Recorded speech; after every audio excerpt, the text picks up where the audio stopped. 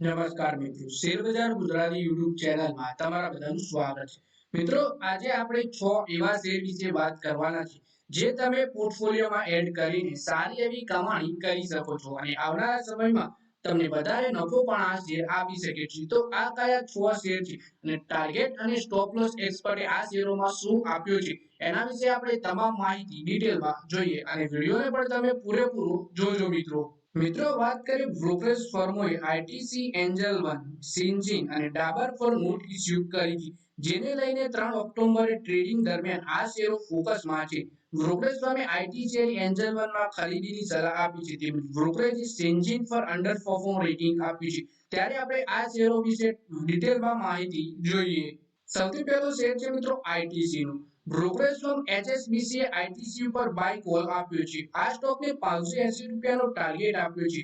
બ્રોકરેજનું કહેવું છે કે રોકાણ માટે ફંડામેન્ટલ સારા જણાઈ રહ્યા છે. શેરનો રિસ્ક રિવોર્ડ પણ સારો છે અને એફએમસીજી શેરોની સરખામણીએ ડિસ્કાઉન્ટ પણ આકર્ષક છે. એટલે કે અન્ય શેરોની સરખામણીમાં આ શેર એફએમસીજી નો સારા ડિસ્કાઉન્ટ પણ આકર્ષક છે.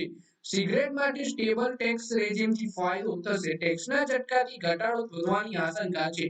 અંદાજ કરતા ખરાબ સિગરેટ વોલ્યુમ ગ્રોથથી પણ ઘટાડો આવવાનું જોખમ છે આ શેરમાં. બીજો શેર છે મિત્રો એન્જલ વન નો. તો બ્રોકરેજ ફર્મ ઇન્વેસ્ટેકે એન્જલ વન ને બાય કોલ આપ્યો છે અને સ્ટોક માટે 3000 રૂપિયાની ટાર્ગેટ પ્રાઇસ નક્કી કરી છે. બ્રોકરેજ ફર્મનું કહેવું છે કે સેબીએ એફએનઓ નિયમોની જાહેરાત કરી છે. ઓરિજિનલ ડ્રાફ્ટની સરખામણીમાં નિયમો નરમ થયા છે. એફએનઓ ઉપર નવા નિયમ ઓરિજિનલ ડ્રાફ્ટની સરખામણીએ થોડા નરમ છે. એફએનઓ વોલ્યુમ પર ઓછી અસર પડવાની આશા છે. નાણાકીય વર્ષ 2026માં ઈપીએસ 149 રૂપિયા પ્રતિ શેર અને ટાર્ગેટ મલ્ટીપલ 20 ગણું થઈ શકે છે. પછી મિત્રો ત્રીજો શેર છે સિન્જીનનો.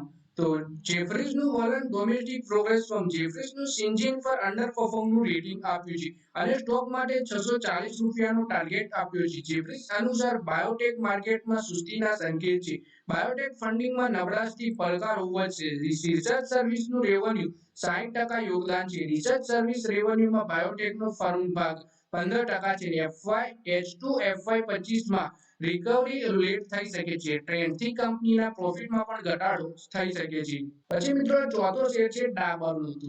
સીટીએ ડાબર પર સેલ કોલ આપ્યો છે અને સ્ટોક માટે 570 રૂપિયાનો ટાર્ગેટ નક્કી કર્યો છે. સીટીનું કહેવું છે બીજા ક્વાર્ટરના બિઝનેસમાં અપડેટથી અન્નદાનમાં નબળા પ્રદર્શનના સંકેત છે.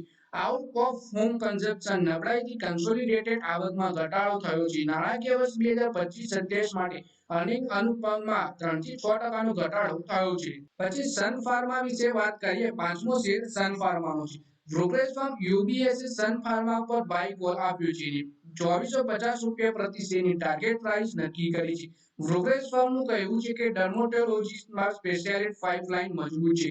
તાજેતરમાં મજબૂતી દેખાઈ રહી છે. ઈયુમાં નૈટલી દવા અને ફિબરમમની 200-300 મિલિયન ડોલરની આવક છે. નફામાં નેટલી થી 50% અને ફિબરમમ થી 55%ની ભાગીદારી છે. પછી મિત્રો છેલ્લો શેર છે સિપ્લાનો.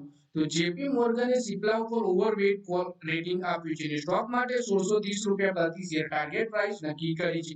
બ્રોકરેજનું કહેવું છે કે મેનેજમેન્ટ ડોમેસ્ટિક માર્કેટના 9 થી 10% ગ્રોથનું ટાર્ગેટ રાખી રહ્યું છે. મેનેજમેન્ટ લેન્ડ્રોટેડ પ્રોડક્ટની સપ્લાયની સમસ્યાની ચિંતા નાના વચગાળા માટે સંભવ છે.